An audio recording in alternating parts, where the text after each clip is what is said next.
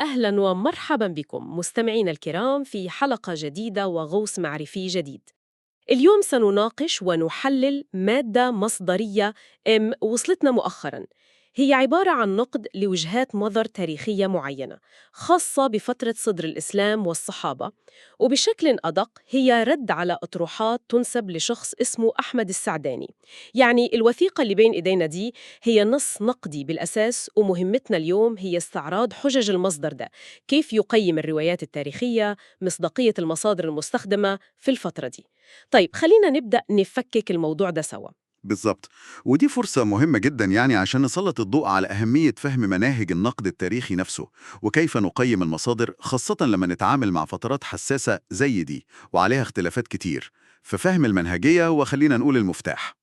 المصدر اللي بنشوفه اليوم هو واضح جدا في هدفه، بيرد بشكل مباشر على آراء هو شايف إنها لأحمد السعداني، تحديدا حول أحداث كانت منعطفات تاريخية كبرى زي الفتنة الكبرى، مقتل الحسين، وكمان ثورة عبد الله بن الزبير. صحيح. والنقطة الأساسية اللي بينطلق منها المصدر في نقده هي إن الطرح المنسوب للسعداني حسب كلام المصدر ده طبعا بيعتمد بشكل كبير على روايات المصدر بيصنفها إنها ضعيفة أو موضوعة. والمثير هنا إنه بيعترف إن بعض الروايات دي ممكن تكون موجودة حتى في كتب تعتبر مراجع مهمة عند أهل السنة، زي مثلا تاريخ الطبري أو البداية والنهاية لابن كثير.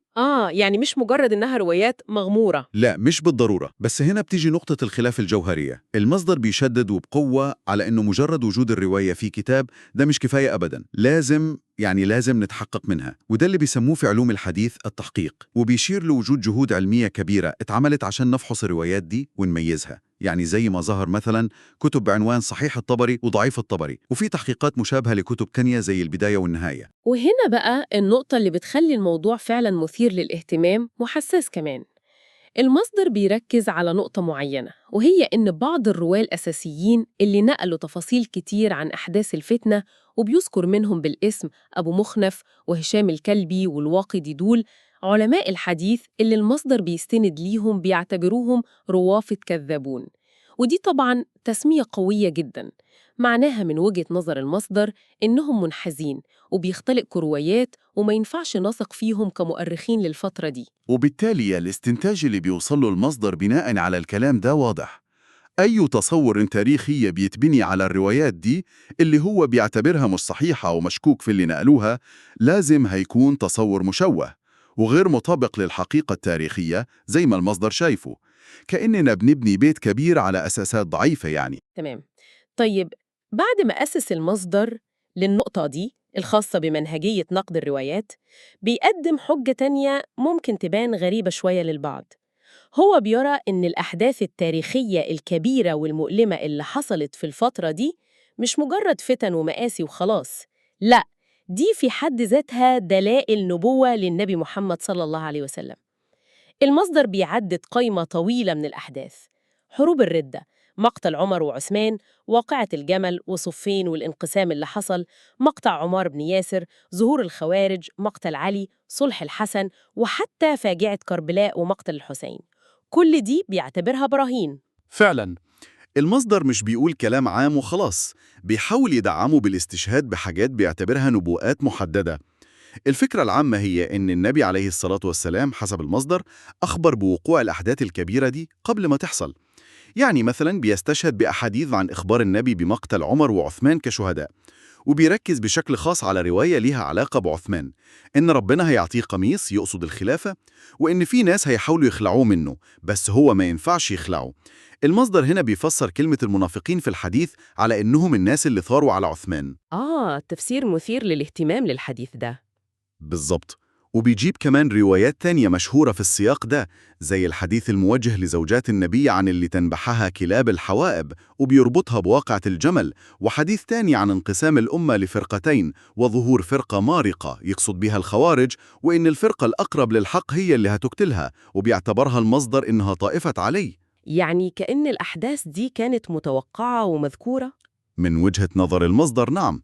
وبيكمل بأمثلة تانية زي الإشارة لدور الحسن في الصلح بين فئتين كبار من المسلمين، ووصف قاتل علي بأنه من أشقى الناس، وكمان بيشاهد بروايات عن إخبار النبي بمقتل الحسين في كربلاء، وفيها تفاصيل رمزية زي قصة ملك المطر والتربة الحمراء. المغزى بقى من كل ده اللي المصدر عايز يأكده هو إن وقوع الأحداث المأساوية دي بنفس الشكل اللي أخبر به مسبقاً حسب الروايات اللي المصدر بيعتبرها صحيحة طبعاً، بيتحول في منظوره من دليل ضعف أو فشل لدليل قوة وصدق للرسالة المحمدية. هي طريقة لإعادة قراءة التاريخ ده بشكل مختلف تماماً. تمام. بعد ما عرض الرؤية البديلة دي للتاريخ كدلائل نبوة، المصدر بيرجع بقوة لهدفه الأساسي، وهو نقد المصادر اللي بيقول إن أحمد السعدني بيعتمد عليها، خصوصاً في كلامه عن مقتل الحسين. نعم، وهنا المصدر بيقدم قائمة محددة بالمصادر دي مع تقييم نقدي حاد جدا لكل واحد فيها. يعني مثلا بيذكر كتاب مروج الذهب للمسعودي وبيقول إن مؤلفه شيعي رافضي كذاب، ونفس الوصف تقريبا بيستخدموه مع مؤلف كتاب مقاتل الطالبين أبو الفرج الأصفهاني، وبيضيف إنه لا يحتج به. يعني تصنيفات قاطعة جدا.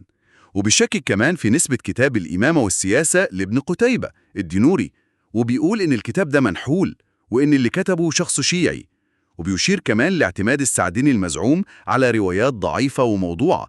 المصدر بيقول إنها أصلاً مش موجودة في المصادر السنية الرئيسية زي الطبري وابن كثير. غريب، يعني حتى مش موجودة في المصادر اللي هو نفسه قال إن فيها روايات ضعيفة؟ هو ده اللي المصدر بيدعيه. القايمة بتكمل، بتشمل كتاب العقد الفريد لابن عبد ربه، وبيقول المصدر إنه شيعي، وكتاب الإرشاد للشيخ المفيد، وده فعلا من أهم مصادر الشيعة الإمامية.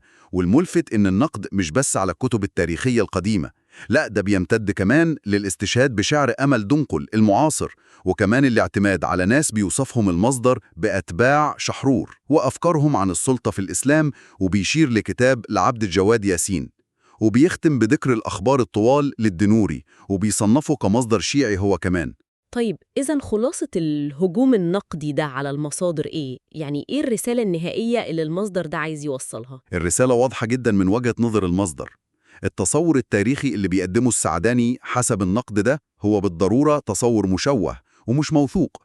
ليه؟ لأنه مبني بالكامل أو بشكل شبه كامل زي ما المصدر بيقول، يا إما على مصادر شيعية المصدر بيعتبرها مش محايدة ومغرضة، أو على روايات ضعيفة ومكذوبة ما بتصمتش قدام معايير النقد الحديث اللي المصدر بيتبناها. والمصدر مش بس بيكتفي بالنقد العام ده للمصادر، لأ، ده بينتقل لمستوى تفصيلي أكتر، بيتكلم عن ادعاءات محددة بينسبها المقاطع السعداني، وبيفندها واحدة ورا التانية، وبيوصفها بإنها أكاذيب.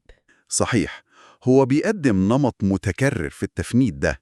بيبدأ بادعاء منسوب للسعداني وبعدين يوصفه بإنه موضوع أو لا يصح، وغالباً بيرجعه لواحد من الرواة اللي هو حكم عليهم قبل كده بعدم الثقة، وعلى رأسهم طبعاً أبو مخنف وهشام الكلبي. زي إيه الأمثلة اللي ذكرها؟ في مثلاً الادعاء بإن معاوية هدد كبار الصحابة اللي كانوا منافسين لابنه يزيد. المصدر بيعتبر دي رواية مكذوبة جاية عن طريق الكلبي عن أبي مخنف. مثال تاني، الأبيات الشعرية اللي بيقولوا إنه معاوية قالها كوصية لابنه يزيد عن إزاي يتعامل مع المنافسين دول. المصدر بيعتبرها برضو موضوعة ومن نفس الطريق، الكلبي عن أبي مخنف. نفس المصدر تاني. بيه اللي اتقال إنه بدأها من غير ما يحمد ربنا. المصدر بيشكك في صحتها تاريخياً عشان في راوي ضعيف في سندها، وعشان في تناقض في القصة نفسها. والملفت هنا إن المصدر بيتهم السعدني إنه نقل الكلام ده حرفياً من ويكيبيديا، وده بيوري قد إيه حدة النقد. ده اتهام مباشر بالنقل غير الدقيق. تماماً. وحتى قصة مقتل الصحابي حجر بن عدي اللي المصدر بيقر إنها موجودة عند الطبري، بيعتبرها رواية موضوعة اللي وضعها هو أبو مخنف، وإن الطبري نقلها من غير إسناد قوي يعتمد عليه من وجهة نظر المصدر. وأخيراً بيرفض تماماً وصف يزيد بن معاوية بإنه كان سكير وبيلبس حرير، وبيعتبر الكلام ده من أكاذيب أبو مخنف. واضح إن آلية التفنيد بترتكز بشكل كبير جداً على التشكيك في الناقل الأصلي للخبر، خصوصاً أبو مخنف والكلبي. هو ده بالظبط. وبعد التفنيد ده كله، المصدر بيخصص مساحة عشان يشرح إيه هو الموقف الصحيح أو المعتدل من شخصية يزيد بن معاوية، ودي شخصية عليها جدل كبير جدا طبعا. المصدر هنا بينقل كلام كتير عن شيخ الإسلام ابن تيمية، وبيقدم اللي بيسميه موقف أهل السنة والعقل. حسب نقل المصدر عن ابن تيمية، الآراء عن يزيد بتتقسم لثلاث اتجاهات رئيسية: طرفين متطرفين وقول وسطي. الطرف الأول بيغالي قوي في ذمه، بيعتبره كافر منافق وقتل الحسين عشان ينتقم وياخد بالطار. المصدر بيعلق إن القول ده سهل على الرافضة حسب تعبيره. تمام. الطرف التاني بقى العكس تماما، بيغالي في مدحه، بيعتبره رجل صالح وإمام عادل وممكن كمان يرفعه لدرجة الصحابة. المصدر بيعتبر القول ده باطل بوضوح ومش محتاج رد أصلا. والقول الثالث الوسطي؟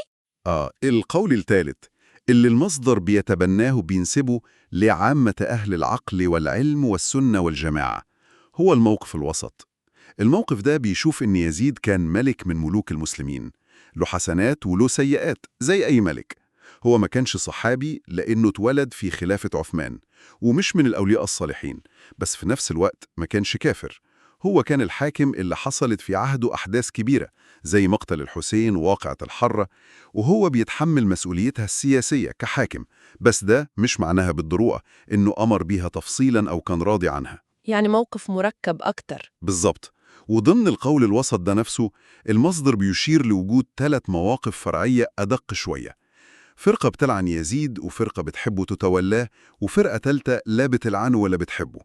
والمصدر بيأكد إن الموقف الأخير ده، عدم اللعن وعدم الحب، هو الموقف المنقول عن الإمام أحمد ابن حنبل، وإن ده موقف المقتصدون من أهل السنة زي ما بيوصفهم.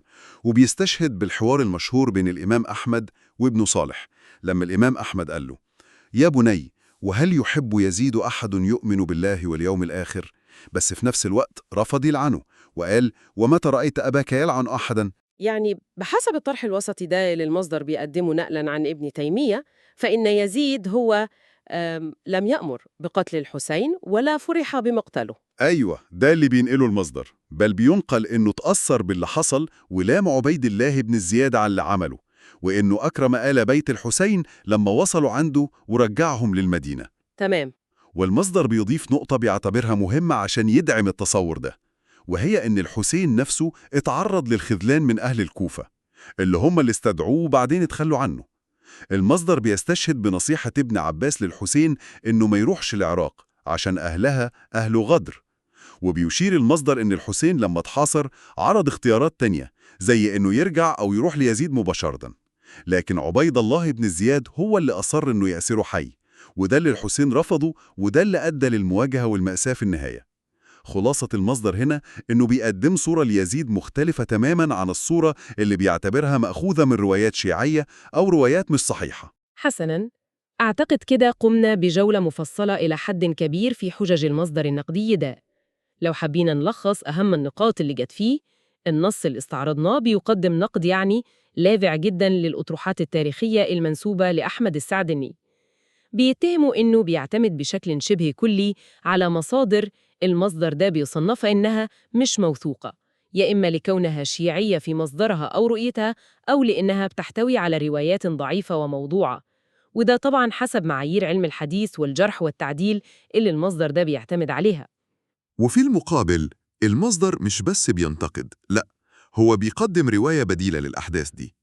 الرواية دي بترتكز أولاً على إعادة تفسير المآسي التاريخية الكبيرة دي على إنها دلائل نبوة، وثانياً بيتبنى موقف تاريخي محدد من الشخصيات والأحداث الخلافية، زي موقفه من يزيد بن معاوية اللي بيقدمه على إنه الموقف الوسطي المعتدل لأهل السنة والجماعة، وبيعتمد بشكل كبير على آراء ابن تيمية والإمام أحمد.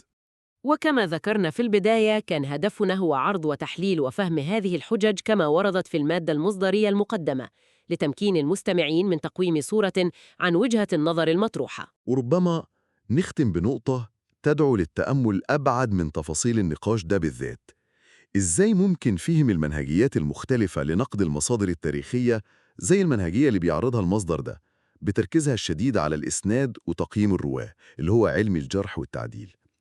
إزاي الفهم ده ممكن يأثر على قراءتنا وفهمنا للتاريخ النهاردة، خصوصاً لما نتكلم عن فترات حساسة ومليانة صراعات وانقسامات زي فترة صدر الإسلام والفتنة الكبرى؟ وإيه هي التحديات اللي بتواجه أي باحث أو قارئ اليوم وهو بيحاول يتنقل بين مصادر كتيرة ومتنوعة وبتحمل رؤى مختلفة وبتتبع منهجيات مختلفة في الكتابة والنقد والتوثيق؟ أعتقد السؤال ده بيفتح الباب لنقاش أوسع وأعمق عن كيفية كتابة التاريخ وفهمه.